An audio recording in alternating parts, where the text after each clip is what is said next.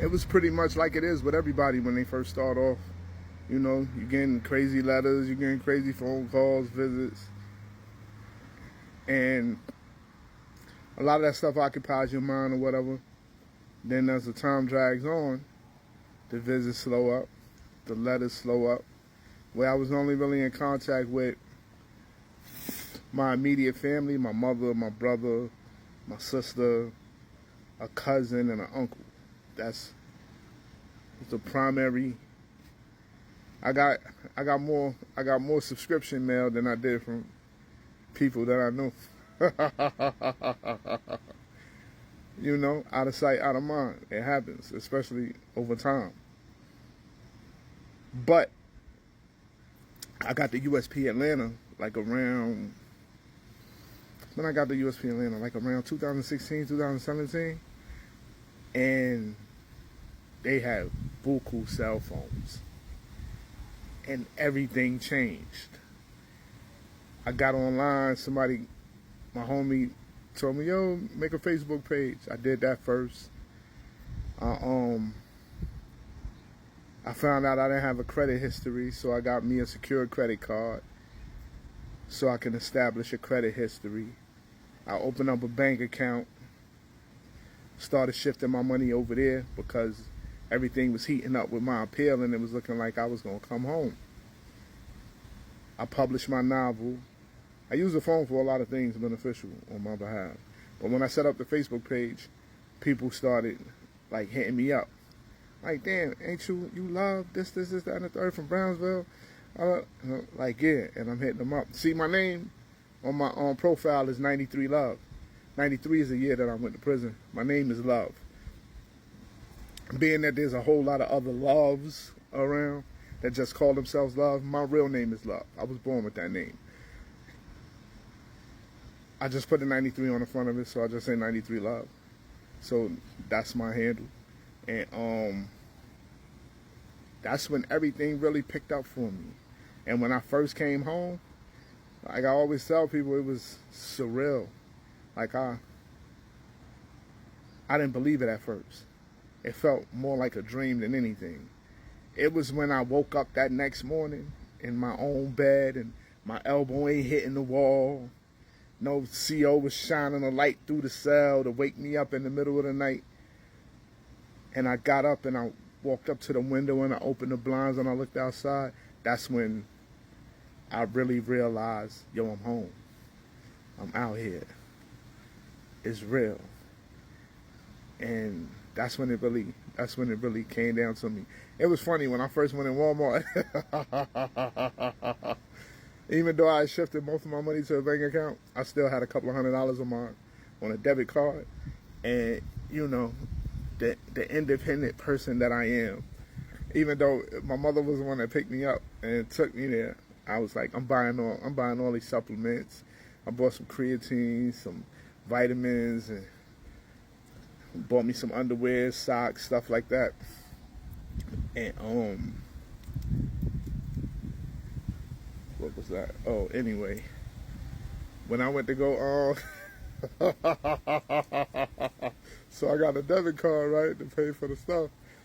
And the lady had punched everything up. And then I looked at the terminal where you stick the card at. And I backed up and I'm looking at it. And I'm like,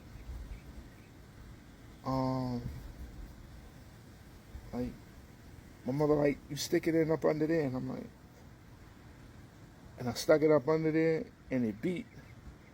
I was like, oh shit.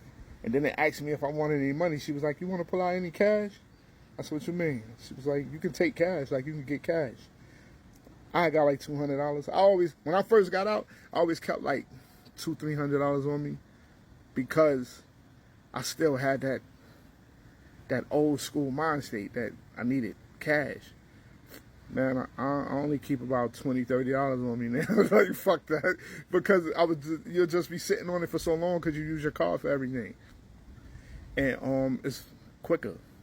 So it was a lot of stuff that had to change as far as my thought process.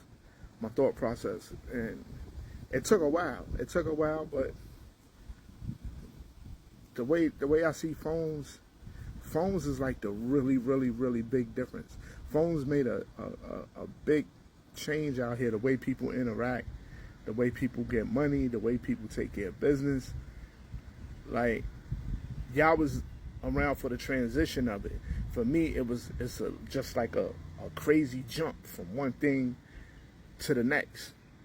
And that took me a while to really like get a handle on it. And the way I look at certain things and so on and so forth. Because you'll have people be like, oh, you've been home about 3 years, so what? I missed 27 years of evolution, right? And it's not like I just came out here and sat back and got to take everything in. I came out and was working 12-hour shifts, sometimes double shifts. I go from one job. I was working at Shane Justin Fashion House. I leave there and go to a club, work the club in the middle of the night, rinse and repeat, rinse and repeat. And sometimes I would work 5, 6, 7 nights a week. They knew they could count on me. If they wanted me for hours, they'd be like, yo, you want to do some overtime? Yeah, I'm on that. Because I was dead set on being independent. And I didn't even really get on TikTok my first year home because I always thought it was a dancing app. But I got tired of Facebook was always hitting my account. I'm like, damn, Facebook, you can watch somebody get unalived, but they'll restrict your account for telling a joke or for telling somebody what they need to hear. Because you got a lot of these internet gangsters get on my... Let me stop thinking about that. I'm getting mad. But anyway, it's still a lot to take in. And like I said, I just really started getting into like people making suggestions. Yo, go to Steak and Shake. I drove past Steak and Shake 1,000 times. I just never thought to go in there. Now I am, like, because people are like, nah, go in there and get the such and such. Or go in there and get the such and such. And I learned this through TikTok. The interaction that I'm having with people in TikTok. I love my TikTok followers. And when y'all be hitting me up and telling me that I brought a smile to your face and so on and so forth, that shit make me feel good. I like that. And it made me really think about the day before my father died. He called me, FaceTimed me, and he said he was looking at my page. He was on Facebook, though. He would say he looked at my page, and he was like, yo, I get it. I see what you're doing. Keep posting. Keep doing what you're doing. Don't listen to nobody. Because you have a lot of people that tell you, oh, man, you shouldn't be on social media. That social media stuff ain't this, ain't that. I'm doing it. I love it. It doesn't hurt me to chime in. And if I could benefit from it, more power to me. And more power to the people who follow me and love me. I love y'all too. Enjoying my freedom.